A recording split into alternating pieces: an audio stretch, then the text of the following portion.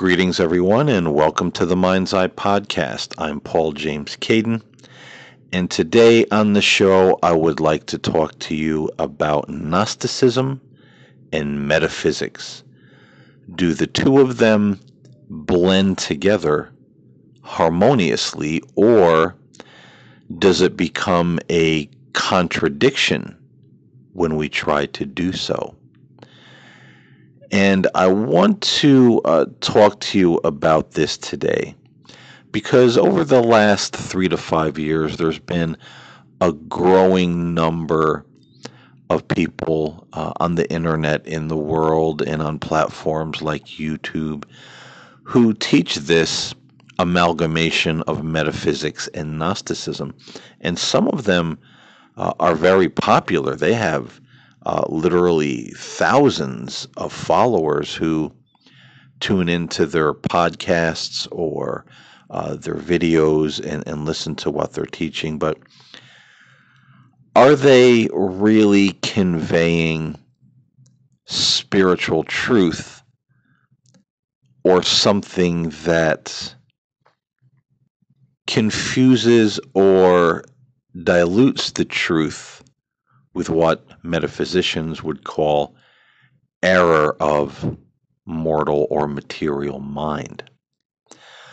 This might get a little complex, but I'm going to try to keep it as simple as possible that we can all understand what's being said here. But before I get into the subject today, I want to remind everybody to go back in the queue and listen to the podcast wherever you're listening, on a podcast platform or YouTube. Go back and listen to the show. It's very short, about the Amazon gift card giveaway. I'm giving away next Friday. I'll be making a decision for a $30 Amazon gift card for someone who is in need, especially someone who has children and can't afford to get them anything for Christmas this year. So listen to that show, email me, and let me know you want to enter the gift card giveaway.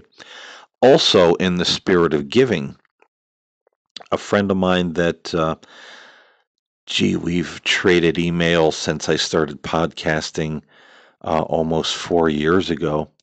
My friend Darren Meekin, I hope I'm saying his last name right. He does a thing every year where he raises money to help needy children get presents or clothes in his area. And I'm going to leave a link to Darren's page below where you can donate and help him raise money for needy children in his area. I think this Christmas season we should be thinking about loving others and giving to help, those in our society, our brothers and sisters. It seems there's so few people in the ministries and in the teaching ministries that do this today, and it's very sad to see. Everybody wants you to go to Patreon and give them money, support what they're doing, but it doesn't seem like there's so many people that say, "Hey, what can I give back to other people? How can I help?" And that's what I'm trying to do here. And I'm really grateful to Darren for sending me the link for this charity, for to raise money for children in need. This is a great thing to do. So my email is below. The link to Darren's donation page is below. Do something nice for somebody this holiday season.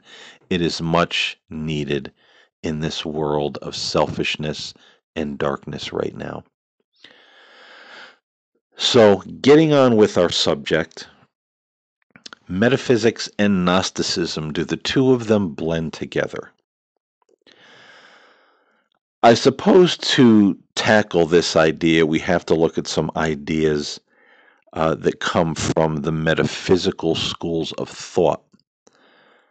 And those ideas are that God is all good. God is love. There is no darkness. There is no evil that comes from God. Also in metaphysics, it is taught that when Jesus came to the earth and walked in the flesh, he taught us and made us aware of the Christ within us, our Christ consciousness, as some call it. And that by focusing on nurturing, living from the center of the Christ within us, we grow spiritually, we rise in consciousness. And by doing so, we can overcome a lot of the trials and problems of this physical world. In metaphysics, they say there is no intelligence in matter. God is all. God is life. God is health. God is love. God is mind. God permeates all things. You are created in God's image. And this is how, meditating, focusing on affirming these divine truths is a form of metaphysical prayer that helps the metaphysician overcome difficulty, heal the sick, and do the works of Jesus. And if you do a little research into this, you'll find that a lot of the metaphysical schools of thought, even like Christian Science, have a very impressive record of healing people. And I always found that interesting because all of the traditional religions point at them and say, well, they're from the devil, they're evil, they have it all wrong. But yet they're healing people, they're bringing people to peace, they're helping people overcome anxiety disorders and depression. Now, wasn't this the mandate of Jesus? The things that I do, you will do also. Go into the world and heal the sick, cleanse the leper, do all these things that I did. And we don't see a lot of churches doing that today. But yet, in the metaphysical churches, we see this happening quite regularly. So there is something to this teaching of metaphysics. So, what happens when people marry metaphysics to Gnosticism?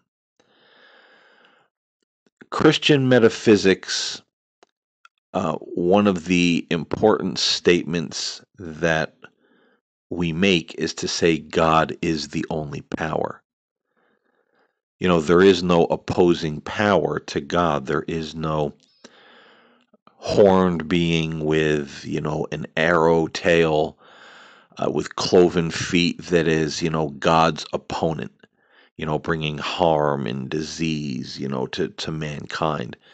In metaphysics, it is said that Satan is the evil that comes from our own consciousness, our own way of thinking. Our thoughts are the cause and the effect.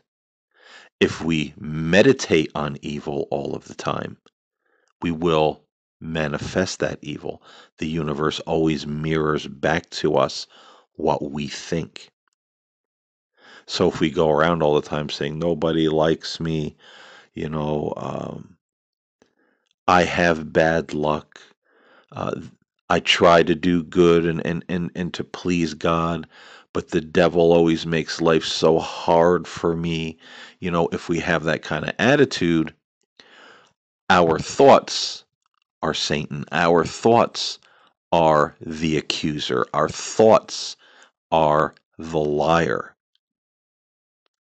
And so our reality starts reflecting our thought life.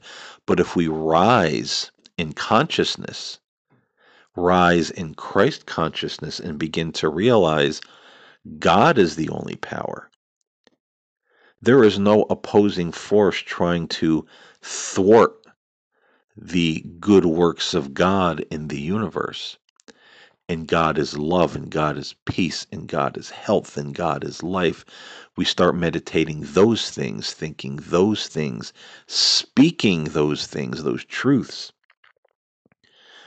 We will start to manifest them in our life. our reality will reflect our thoughts and our words. And again, if we see people that really practice this with faith and with humbleness and trust, we see that this is a metaphysical truth that plays out in their lives as a reality. And I would venture to say, and I imagine there are some people listening who'll say, well, now, wait a minute, I believe in the devil, this is all wrong.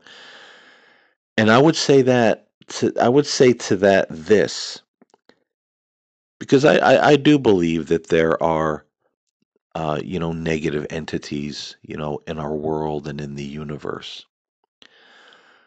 But even if there be and is an actual devil or Satan, why would we want to ascribe to him almost the same kind of power as God? Didn't Jesus talk a lot about our faith or lack thereof? I once heard someone say that fear is faith inverted. Faith is the positive belief in God's ability to help you and bless you and heal you. And fear is faith inverted because it has confidence in something to do you harm and hurt you. So if like some religious people were always perseverated on the devil, putting our fear or our faith in him to always do us harm, to thwart God's plans, to make us sick, to make us miserable, might that fear or faith inverted give this being the ability to do just what we're allowing him to do? Because didn't Jesus say that if we resist the devil, he will flee from us? Well, how do we resist? By doing good, thinking good, staying in faith, positivity, love, peace, seeking God.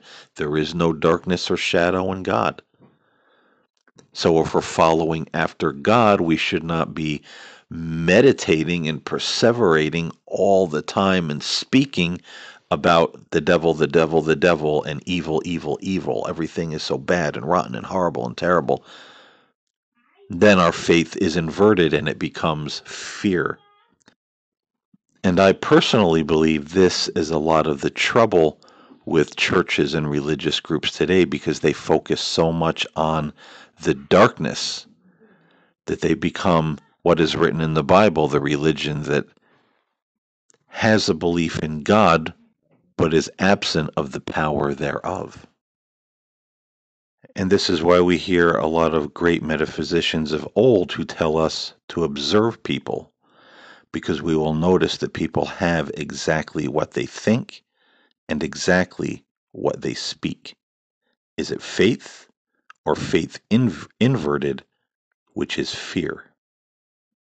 And this is something we can make an experiment of in life and really observe the people around us and even ourselves. What do we believe? What do we have faith in? What do we fear? What do we rehearse all the time in our thinking, in our thoughts, and speak in our words? What do we expect out of life? Is it a blessing or a curse? So, how does all of this come together with the marrying of metaphysics with Gnosticism? And does it work? Does it fit together seamlessly to make a actual spiritual truth that many today actually believe in? Well, let's take a look at this hybrid of metaphysics and Gnosticism. The folks who teach this sort of thing absolutely believe that God is all good, God is loving, God is our Father. Our real home as spiritual beings is with God. They absolutely believe that Jesus, when he came to the earth and he walked in the flesh, that he taught us about the Christ dwelling within us, our Christ consciousness. They borrow the metaphysical idea that says all the characters in the Bible are you, and you are all the characters in the Bible, including Christ. And so by reading through the Bible, there is an actual and literal interpretation, but there's also a spiritual or metaphysical interpretation. Jesus arguing with the Pharisees is something that takes place within us as we argue and purge all of the false religious and or negative thoughts from our consciousness. So you see how that works. So the folks that marry metaphysics and Gnosticism teach these things, and they believe in these things, and some of them do it quite well. They're quite schooled in metaphysical thought. But where it gets a little bit or a lot dicey is this idea that there are two gods. There is God the Father, the true God, the God of love, the God of peace, the God with which our true home resides. And there is a dark or false God who created the material universe.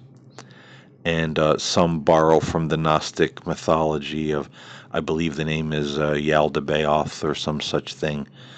This fake, dark, serpentine god that created the world of matter. So they teach that the creation that we currently live in was not constructed by the God of love, but rather by this dark entity, this evil God. And that he desires to keep us trapped here. So when we die and our soul leaves the body, it is intercepted by these deceptive beings called archons. And the archons can masquerade themselves as a deceased relative. They can masquerade as an angel or, another religious being. And they will talk us into being reincarnated back into this world where they keep us trapped, hopefully forever, because the archons are the root of all of the evil and all of the terrible and all of the upheaval that we always have in this world, because they're kind of parasitic and they feed on our negative thoughts and our negative energy. That's why mankind always repeats the same mistakes over and over. He can never get to that place of peace in this world. There always has to be upheaval. There always has to be chaos, because these parasitic archons feed on that energy. So you'll hear many of these teachers describe this world as a soul farm. We are trapped here. We're like cattle for the archons. So the thing of it is, the idea of this dark god, Yaldabaoth, I believe he's called, the archons, would be in direct opposition to the teachings of the metaphysical schools of thought. Because right up front, we are breaking one of the cardinal beliefs and affirmations of metaphysics across the board, whether it's science of mind, whether it's Christian Science, whether it's Mary Baker Eddy, Ernest Holmes, Joseph Murphy, Emmett Fox, or a whole host of others who say that God is the only power in the universe. There is no archenemy of God who is almost as powerful as God and always looks to thwart his plans. And as many great doctors of metaphysics in the past have said, If we hold that belief, we would have to say that the opponent of God, this devil, this Satan, would actually almost be smarter or more powerful than God, because we can look at the world we live in and see how much more successful he is in making people do evil and making people sick and bringing about chaos and all of this, upheaval. But they would tell us, they would say, and they still tell us through their writings that, we still have most or all of them. If we want to read the words of you know, these great pioneers of the metaphysical movement, they would say it's not any entity that's making these things happen in our world. It's us. It's our belief in this world of matter to dominate us somehow, even though we are spiritual beings. And when we look at matter as something that dominates us, well, we look at it and say, well, we are subject to all of these natural disasters. We are subject to, illness and pain and depression. We're subject to bad luck, and so we must put all of our faith in uh, natural science and even things like money. This is what's going to get us ahead in the world and make us happy. Now, metaphysicians don't frown upon science or money. Of course, they will say go to the doctor if you need it. There's a place for medical science. None of them will frown on money, or if someone wants to, be very prosperous in their lives. These things are fine, absolutely fine. But they're not the be all and end all that we put our trust and our faith in. Because when we put our faith and our trust and our hope in something dead without consciousness like money and power and riches, then automatically we will become greedy for those things. Money, riches, and things, power and prestige cannot love us back. It is not conscious of itself as God is.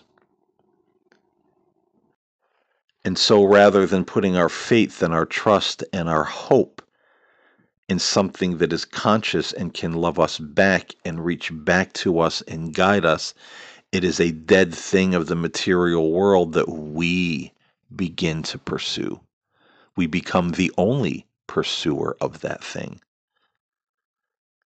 And if we get too obsessed with it, well, we might start trampling on or hurting others in order to get it. And so that's just one example of how the erring mind, putting all of its faith in the world of material matter, can really start to go off the rails and start to create its own chaos, its own upheaval. It is man in his own mind who creates implements of war. It is man in his own mind and his own thoughts who becomes a dictator, who lets the people in his own country starve and be sick and poor, and imprisons them if they even think for themselves. It is man who can't even stop and think for a moment when we saw even the coronavirus lately spreading through China, and then it started spreading to other places in the world. Most of our leaders didn't even give it a second look. World travel just kept going on and on, though we saw daily the maps how this thing was spreading like a wildfire in a dead, dry forest. But we just, it'll never get here. We just, business as usual. We didn't stop, think, make an intelligent choice, and now look at the mess we're in. So through our own erring mind, our own stupidity, many times will create the upheavals in our world. And then, of course, we do have men in government. We have the conspiracy, schools of thought out there, but there is a truth to these ultra rich people who want to rule the world and control all the resources. And, there's a lot of people. They think there's too many of us. They want to kill so many people, their population control. All these evil thoughts of men and their evil, wicked, twisted plans and thoughts and perceptions, and even twisted perceptions of God cause these things to happen. We don't need a devil. When you really think about it, we don't need an archon or a, Yaldabaoth. We don't need those things. We're perfectly capable of making a complete mess of things all on our own. But metaphysics tells us when we focus on God, when we focus on the truth of God, the truth of being, we will begin to heal ourselves mentally, spiritually, physically, then socially, economically. So many people, and even in many churches, everybody's looking for the second coming of Christ. Everybody's looking for God to step in and do the hard work for us and set everything right. But have we ever thought that the God within us, the Christ within us, the Christ consciousness, Holy Spirit within us is trying to lead us and guide us through divine truth to do those things in our own world? See, we don't think about those things. And so when we get this idea of mixing metaphysics with Gnosticism, we not only have the idea of blaming these dark beings for all the woes in the world. But you have people. I mean, it's kind of the splinter, kind of thought where it starts going into some strange conspiracies that, the people in our governments are actually archons. They're reptilians and aliens, and all of these inhuman beings that are doing these things. It starts to take on some very dark notions. And then how can we even raise our Christ consciousness? How can we even walk in divine truth when we have so much against us? And then we live on a planet in a world that was created by this evil dark force to keep us trapped here in a soul farm. So it comes right back to, argument number one. Here's all these dark forces doing all of these things, and they're being so successful at it in keeping us in upheaval and chaos and war and recession, even creating the material universe. And somehow, way out there, there's God. And what is he doing to help us? What is he doing to give us a leg up to escape all of this darkness? According to some of these people that marry metaphysics and Gnosticism, the idea is the same as the Gnostic. God isn't doing a whole heck of a lot. He's waiting for us to gain all of this knowledge in order to transcend all of this ourselves. And if we don't have that knowledge, when we die, we're liable to reincarnate, be trapped here, and, eventually maybe even be trapped here forever with no way of escape. Some of the greatest and most intelligent minds in the metaphysical movement would look at you cross-eyed if you presented this idea to them, because they would say, no, absolutely not.